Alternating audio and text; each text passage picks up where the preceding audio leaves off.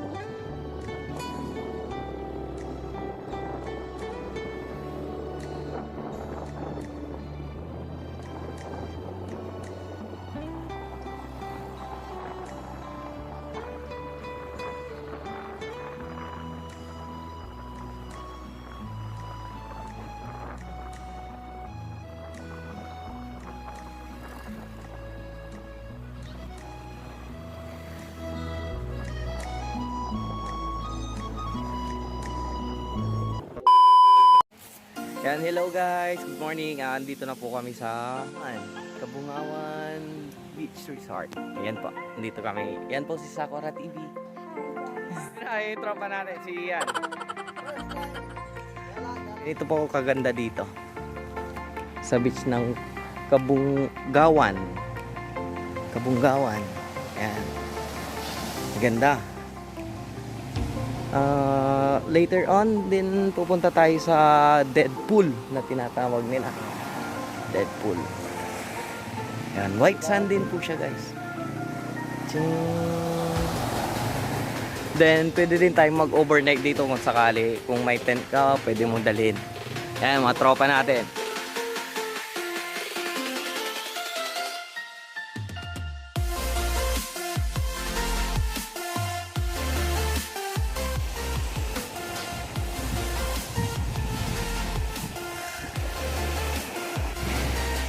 Yan, hello guys. Ngayon maglalakad kami, pupunta kami dun sa Mary Hill. Yung tinatawag si Sakura TV, siya yung nangunguna guys. Yan. Yan, ganda talaga dito, promise. Babalik at babalik kayo dito. Ganda. Ganda ng view.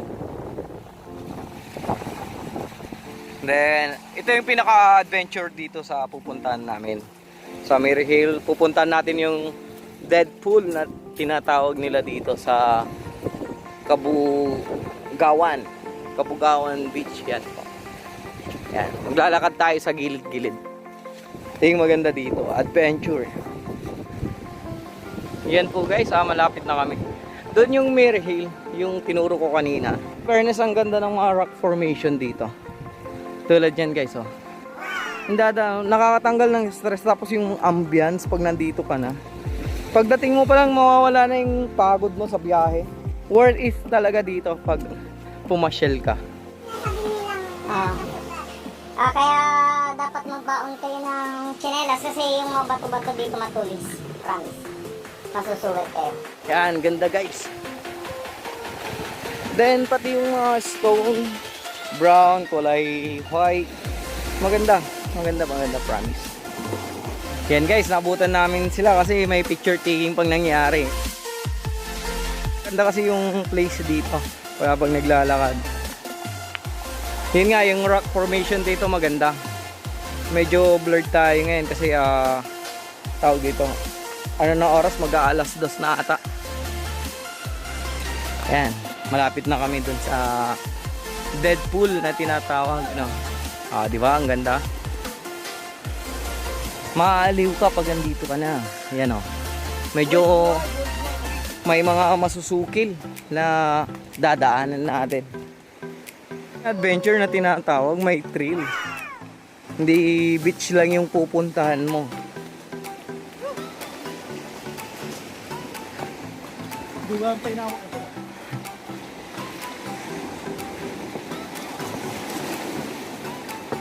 Kaya pag nagpunta kayo, ingat na lang sa mga inaapakan kasi matutulis yung mga bato.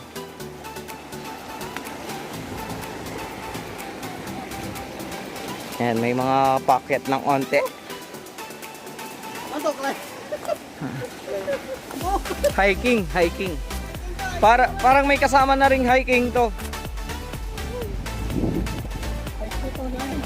Pag kagayong mag-travel dito, make sure mayroon kayong tungkid. Yun, isa. Tama yung sinabi ni Ian.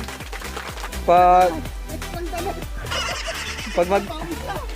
maglalakad kayo, dapat may extra kayong tubig. Kasi yung mga mahihinang nilalang, Katulad ngayon nag-aanap ng tubig. yan yung mga place na dadaanan nyo guys. Yung mga madadaanan natin pag pupunta tayo dun sa Deadpool. Linaw ng tubig guys, oh. Yan. Pwede ka mag-swimming dyan. Kung alam mo lang yung aapakan mo, baka makaapak ka ng hindi natin alam kung may sea urchins dyan. Yan guys.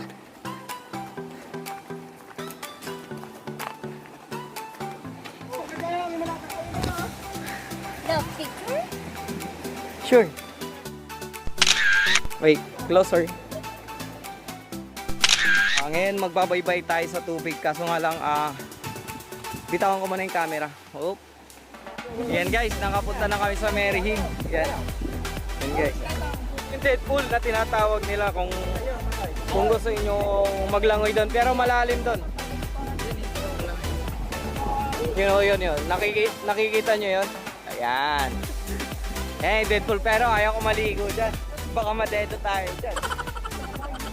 Malapit na kasi ang hapon, palakas yung alon. Kaya pag nagpunta kayo, doble ingat.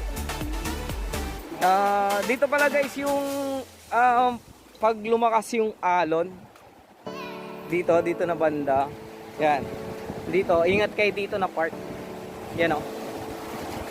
Talagang aano rin kayo. Yun po yung Deadpool na tinatawag nila dito. Yan. Medyo malalim, mga 3 tao siguro. In case na hindi mo matimingan yung alon, pwede kanyang ilubog sabay alon na lang. Yun yung Deadpool. Yan yung pinuntahan namin dito. Yan, lumulubog siya po. Yan yung tinatawag ng Deadpool. I-closer natin guys. Yan, kasi nasa taas kami. Actually, umakit kami sa taas. Kasama ko sa sako. Yan sa sako pa. Yung mga kasama namin, hindi ka marunong lumangoy, huwag ka na lang pupunta doon, much better. Kasi pag pumunta ka doon, hindi ka marunong lumangoy. Pag higop ng tubig kasi, biglang lumalalim, parang hinihila ka. Mahirap na kasi pagkaalam ko dyan sa ilalim, meron siyang malit na malaking butas na papasok siya, kaya umaapaw siya bigla. Tapos pag balik ng alon, biglang lumulubog yung tubig. Kita nyo? Di ba? Ibig sabihin, it means sa ilalim yan may butas na malaki. In case na nahigop pa niyan, ewan ko na, dedo na siya. Kaya death pool yung tinawag niya. May malit din naman siya doon. Pero much better na hindi ka marunong or marunong kang lumangoy. May naloob mo, huwag ka na lang pumunta dyan. Mag picture taking ka na lang nasa taas. Silong nito, dyan kami dumaan. Grabe yung alon niya guys. Lalo pag pa-high tide na siya. Tapos yung hila niya guys, yan. Then kalapit niyan, malalim na siya. In case na out of balance ka dyan, hihilain ka dun. Dun sa part na yan, na malalim na yan na part. Okay guys, thank you. Ayan na yung mga kasama namin, baka balik na rin kami sa cottage.